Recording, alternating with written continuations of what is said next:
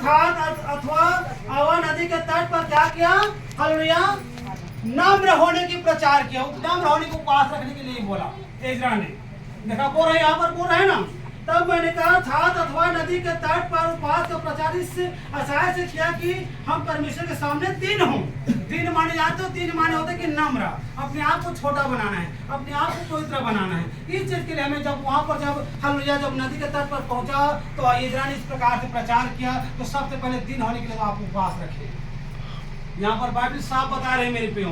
अभी लोग बहुत लोग उपवास रख रहे हैं तो कह रहे हैं कि हमारा रिजल्ट क्यों नहीं आ रहा है, कह रहे हैं कि हमें आशीष क्यों नहीं मिल रहा है, कह रहे हैं कि हमें नाउंटिंग क्यों नहीं मिल रहा है। हालेलुया, पहले तो हमारा पाप जो है, पहले हमारे गलत काम के लिए हम उपवास रखें। यहाँ पर इजरा ने इस बात को कहा नदी के तट पर सबसे पहले दिन होने के लिए उपवास कीजिए। उसके बाद आपके और आपके परिवारों में और आपके बच्चों में, आपकी यात्रा में परमेश्वर आपको ब्लेस करता जाएगा, आपको सहायता करता जाएगा, आपको रक्षा करता जाएगा, आपके हर एक मार्ग में अगुवाई करता जाएगा।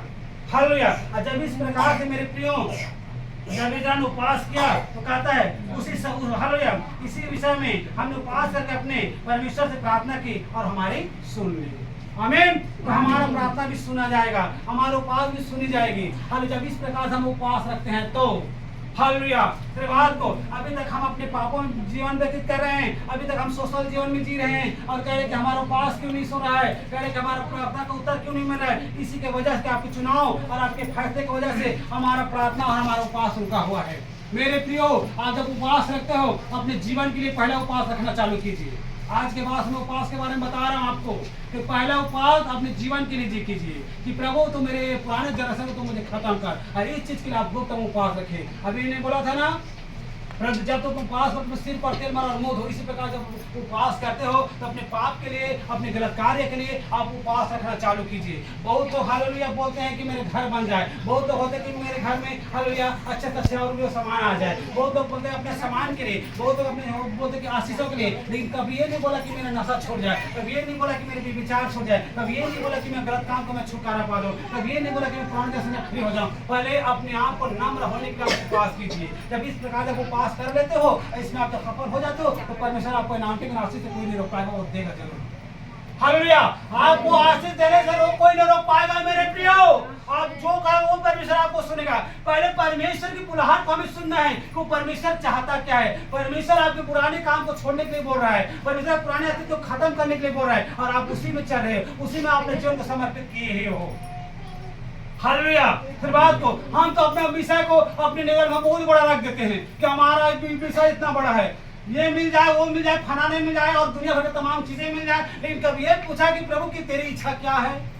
कोई नहीं पूछता कि प्रभु तेरे बुलाहट क्या है। प्रभु यीशु मसीह मेरे प्रियो आपसे कुछ नहीं मांग रहा है, न तो आपसे धन मांग रहा है, न कुछ मांग रहा है, बस अपने पुराने काम को छोड़ दो। तो यही चाहता है कि आप अपने पुराने अतीत को भूल जाओ। हालेलुया, बात को प्रभु यीशु मसीह कोई ये चीज नहीं मांग रहे कि आपसे ये दो मुझे ये दो। परमेश्वर आपको पुराने जनरेशन से, पुराने कामों से आपको छोड़ने के लिए प्रभु यीशु मसीह उपवास रखने के लिए बोल रहा है, लेकिन हम उसको कुर्बानी देने के लिए तैयार नहीं है। और उसी ने प्रभु यीशु मसीह हमारे पापों के लिए, हमारे गुनाहों के लिए प्रभु यीशु मसीह क्रूस पे चढ़ा। वो खाली और सोना चांदी के लिए नहीं, धन दौलत के लिए नहीं, तो हमारे अपराध और हमारे गुनाहों के लिए प्रभु यीशु मसीह क्रूस में चढ़ना पड़ गया मेरे प्रियो। हालेलुया, उसके एहसान को, उसके कुर्बानी को हम अहमियत हम समझे। हालेलुया, तेरे बात को तो मेरे प्रियो क्या चीज हम उपवास रखने समझ गए हैं ना?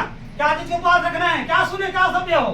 पहले दिन होइए, नम्र होइए, इस चीज का आप उपवास कीजिए। चाहे आप 40 दिन के रखते हो, चाहे 50 दिन के रखते हो, हालेलुया, तो पहले दिन होने के लिए आप उपवास कीजिए। अगर इस प्रकार से उपवास नहीं करते हो तो समझ लीजिए आपको कोई प्रतिफल मिलने वाला फिर नहीं है। हालेलुया, मैं कह रहा हूँ कि मैं उपवासे में हूँ। हालेलुया, और यहाँ तक मेरे सिगरेट अभी पीना छूटा नहीं, और कह रहे कि मुझे 40 दिन था मैंने ऊपर, कहाँ सुन रहा है परमेश्वर, कब सुनेगा? हम बोल रहे हैं पहले मेरे प्रियो, पहले बुलाहट परमेश्वर का आपको समझना होगा, उसके बुलाहट में, उसकी इच्छा में हमें चलना होगा। तब इस प्रकार से हम उपवास को रखते हैं तो परमेश्वर हमारी प्रार्थना और हमारे उपवास को दोनों को ग्रहण करता है। हालेलुया, वो भले लोगों को सुनता है, वो पवित्रता लोगों को सुनता है। हालेलुया, जो नम्र बनता है, जो दिन बनता है, उसी को वो सुनता है। हम पाप में, संसार में ज्यादा अपने जीवन को समर्पित ना करें, उससे लौट आए, उससे बाहर आ जाएं, कम बैक टू हालेलुया। फिर बात उसी प्रकार से मेरे प्रियो उस चीज से आप बाहर आएंगे, और उसके बाद आप प्रार्थना उपवास रखना चालू कीजिए। आपका रिजल्ट अब मिलता है कि नहीं मिलता, आप मुझे बताना है। हालेलुया। बहुत लोग इस प्रकार से उपवास रखे जा रहे हैं, लेकिन क्या चीज को उपवास है इसके बारे में, भेद के बारे में मालूम नहीं। पिछले बार मैंने बताया था कि 32वां बारे में, 32वां क्या चीज के लिए अभी तक मालूम नहीं। बहुत हम तो बहुत जी उठने के लिए, लेकिन ये नहीं मालूम कि हम मृत्यु का 32वां लिए। और यहाँ बाइबल बता रहा है तो उपवास किस प्रकार से रखते हैं। पहले अपने गलत काम के लिए आप उपवास रखिए कि प्रभु मेरे इस चीज को मुझे छुटकारा दे, प्रभु इस चीज से मुझे सिखा दे। प्रभु आपको जब इस प्रकार जब उपवास रखते हो तो परमेश्वर आपको आगे भी बढ़ाएगा। Hallelujah hallelujah. Thank you God. चलो यशायाह निकालिए, यशायाह और उसके हम 58 पद में निकालते हैं।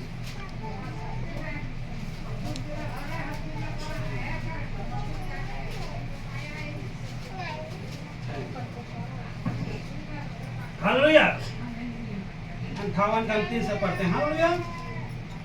वे कहते हैं क्या कारण है कि हमने तो उपवास रखा परंतु ने हमारी सुधि ना ली, हमने दुख उठाया परंतु तूने कुछ ध्यान नहीं दिया।